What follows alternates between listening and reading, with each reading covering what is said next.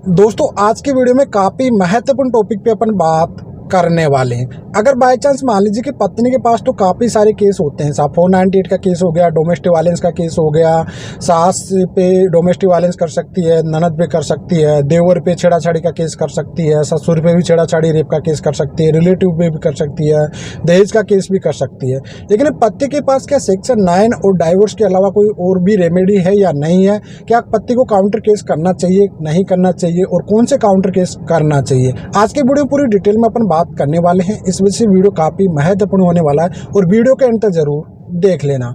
तो चलिए दोस्तों, नो टाइम पास नो बकवास, सीधा करते हैं काम की बात। मैं हूं हंस। सेकंड बात दोस्तों, कमेंट में नंबर ना छोड़े। अगर आप मुझसे ही बात करना चाहते हो, डिस्कशन पूरी डिटेल होती है, अपॉइंटमेंट बुक करके आप बात कर सकते हैं। देखिए दोस्तों, हर बार अगर आप देखोगे तो पत्नी की तरफ से, पत्नी चाहे मायके में बैठी हुई है, चाहे आप पे बार बार फ्लैश कंप्लेंट डाल रही है, मतलब झूठी शिकायतें देती जा रही है, पुलिस थाने में दे रही है, आपको बिल्कुल आपकी छवि खराब करती जा रही है, आपके फ्रेंड सर्किल को, रिलेटिव को फ़ोन कर करके बदनाम कर रही है, आपके ऑफिस में बदनाम कर रही है, हर जगह से आपको पूरी तरह से टॉर्चर कर रखी है वो पूरी तरह से, ठीक है। क्योंकि साहब महिला है और आप लोग डरे हुए हैं कि साहब महिला है, कुछ भी कर सकती है, भैया इसके पास तो अधिकार दिए हुए हैं। तो ऐसा नहीं है दोस्तों, आप ये गलत फहमी रखते हो आप लोग कि भाई महिला है तो इसका मतलब वो कुछ भी कर सकती है। ऐसा नहीं है। देखिए, जब भी आप अगर बाय चांस झूठे केसेस कर रही है, डोमेस्टिक वायलेंस का केस उठा के देख लीजिए कि आपके दूर तक के रिश्तेदार रहते हैं, आपकी बहन भी, आपके जीजा जी, ये सब लोग बाहर रहते हैं, तो भी उनके ऊपर केस हो जाता है, ठीक है। आप सोचने की बात सोचिए थोड़ा सा, ठीक है। दूर के रिश्तेदार, इनका डोमेस्टिक रिलेशनशिप है ही नहीं, हस्बैंड से एक दो साल तक बाहर रहती है तो भी आप पे डोमेस्टिक का केस कर देती है। जब आपके बीच में कोई डोमेस्टिक रिलेशनशिप था ही नहीं तो भी आप पे डोमेस्टिक रिलेशनशिप कर देती है। काफ़ी दिक्कत क्रिएट आती रहती है हस्बैंड लोगों को। लेकिन आपके पास रेमेडी होती है। देखिए, काउंटर केस करने की, क्या पत्नी को हम जेल करा सकते हैं या नहीं करा सकते, कहीं सारे सवाल आते हैं लोगों के माइंड में। तो मैं आज के वीडियो में आपको पूरी तरह से बताने वाला हूं कि आप कौन से काउंटर केस करना चाहिए, कौन से काउंटर नहीं करना चाहिए।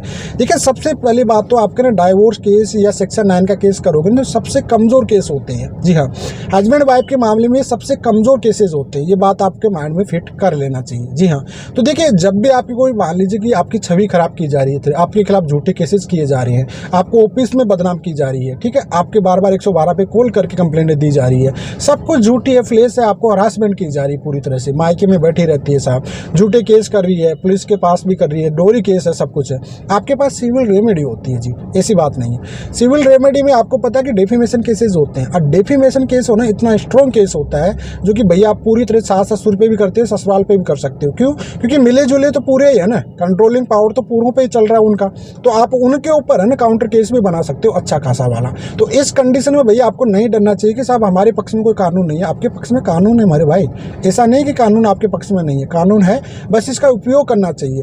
आपको मान लीजिए कि ऑफिस में आपको शिकायतें दर्ज कर रही है आपके ऑफिस में बार बार सी, जबकि सुप्रीम कोर्ट क्लियर कहता है कि भाई किसी के भी ऑफिस में जाके या उसके बॉस को शिकायत नहीं दे सकते हो आप लोग, उसकी छवि वहाँ पे खराब नहीं कर सकते हो, ये पर्सनल मैटर है आपको। अगर आपको दिक्कत क्रिएट हो रही है तो फिर आइए, आप कोर्ट में आइए, आपको जो भी मामला है। अब कई महिलाएं तो जानबूझ के जरिए कहती है कि डर जाएगा साहब, उसके ऑफिस में जाके मेरे को शिकायत करना है, उसके घर पे जाके उसके दोस्तों को बताना, ये सब डेफेमेशन की कैटेगरी में आते हैं और मेंटल क्रूरल्टी माना जाता है। इसके आधार पे डाइवोर्स भी ले सकते हैं, माननीय सुप्रीम कोर्ट कहता है इस चीज़ को लेके।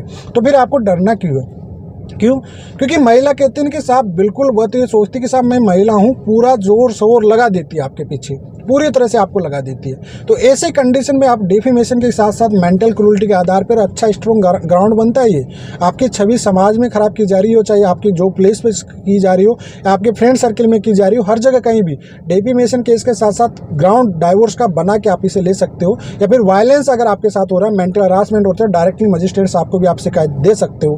क्योंकि डोमेस्टिक वायलेंस का केस ऐसा नहीं कि पत्नी ही कर सकती है, पति भी कर सकता है आज की डेट पे, और इसमें पार्टीज आप उसके घर वालों को भी बना सकते हो। जी हाँ, देखो, डाइवोर्स केस सेक्शन 9 केस है ना, सबसे छोटे सिविल केसेस होते हैं, इससे पत्नी पे कोई भी प्रेशर नहीं पड़ेगा किसी भी तरह से।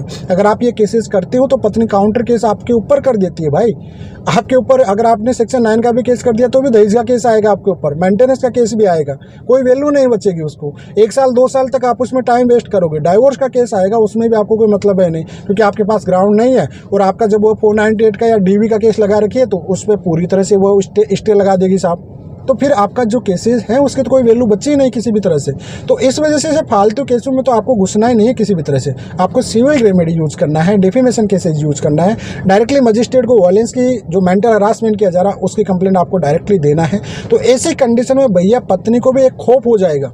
जी हाँ, पत्नी ये सोचती है कि साहब महिला हूँ मैं तो कानून मेरे पक्ष में, ऐसा नहीं है। और यही दिक्कत होती है कि 100 में से 70-80% वकील भी ये कहते हैं साहब महिला वो कुछ भी कर सकती है, लेकिन आप पुरुष हो, आपके साथ गलत हो रहा है तो बिल्कुल आप भी कर सकते हो, कोई दिक्कत नहीं है ऐसी कंडीशन में।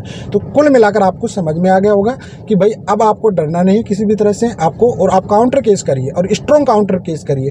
देखिए काउंटर केस में आपको ना डाइवोर्स भी मिलता है और सेटलमेंट भी जल्दी होता है, केसों का निपटारा भी जल्दी होता है। क्यों? क्योंकि पत्नी के माइंड में सेटअप बैठ जाता है कि भैया अब मेरे को भी जेल हो सकती है।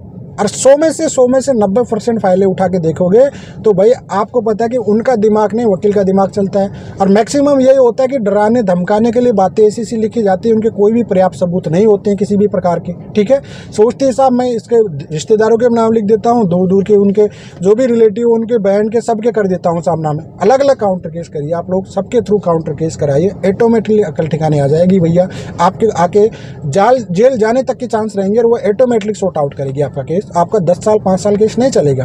आप ये एक तरह से रेमेडी यूज करके देखिए आप लोग, क्योंकि भाई जानबूझ के देखिए केस होने के बाद जब उसने खुद ने जानबूझ के देखिए, अगर आपकी गलती है उस चीज़ को आप एक्सेप्ट करिए, ठीक है, लेकिन वाकई आपको पता है कि जो केसेस की है आपकी पत्नी वो पूरी तरह से निराधार है, पूरी तरह से झूठे हैं, जानबूझकर ब्लेम कर रही है आपके रिश्तेदारों को, आपके दूर दूर के रिश्तेदार हैं उनको सबको। तो फिर आपको बिल्कुल भी नहीं सोचना है कि वो मेरी पत्नी है। क्यों? कि आरोपी तो उसने बना ही दिया, अब फाइट तो आपको करना ही है। ठीक है, अब देखिए कोर्ट कचहरी के बाद में ये कहते हैं कि साहब वकील भड़काते रहते हैं, ये करते रहते हैं। वकील का तो काम है केस फाइट करना भाई, उसका तो जॉब है वो इस चीज़ को लेके। आपको नहीं भड़कना होता तो वो आप पे डिपेंड करता था ना, पहले कोर्ट कचहरी नहीं जाना था। अब जब पार्टी कोर्ट कचहरी आ चुकी है तो फिर तो उसको तो फाइट करना ही पड़ेगा ना, वो किस चीज़ है। तो फिर आपको डरना क्यों है उस चीज़ में? इस वजह से आपको अच्छे खासे स्ट्रॉन्ग बनाना चाहिए। थर्ड पार्टी है उसको भी सेक्शन 120 भी लगाइए आईपीसी में, इंक्लूड करिए, 34 लगाइए, सबको पार्टीज बना दी, जितने आपके घर वालों को बना रहे हैं उनके भी पार्टी बनाइए। और कोई ने तो पावर जरूर दिखाया होगा, कोई ना कोई तो कॉल आपको किया होगा। सीढ़ियाँ निकाल दीजिए कि साहब इसने कॉल करके थ्रेट दिया था मुझे, सिंपल सी बात है।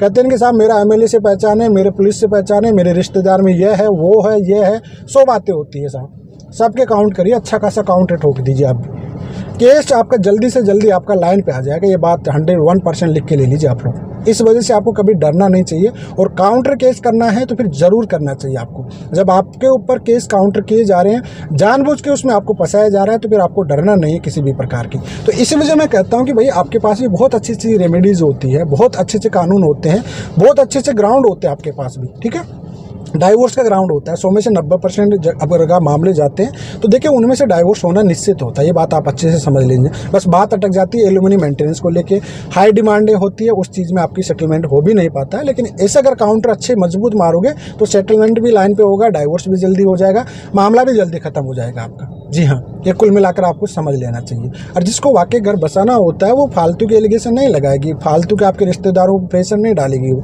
सिर्फ उसको मतलब है कि भैया मेरा क्या कारण से पति नहीं रख रहा, क्या नहीं रख रहा, उस पर पूरी डिटेल में वो बात करेगी। कुल मिलाकर आपको समझ में आ गया होगा। तो इसके आधार पे आप आसानी से बात कर सकते हो और आसानी से इस तरह से काउंटर केस भी कर सकता हूँ। उम्मीद करता हूँ आपको समझ में आ गया होगा। फिर भी कोई डाउट रहता तो कमेंट में छोड़ सकते हो। फिलहाल आज के लिए इतना ही। जय हिंद, वंदे।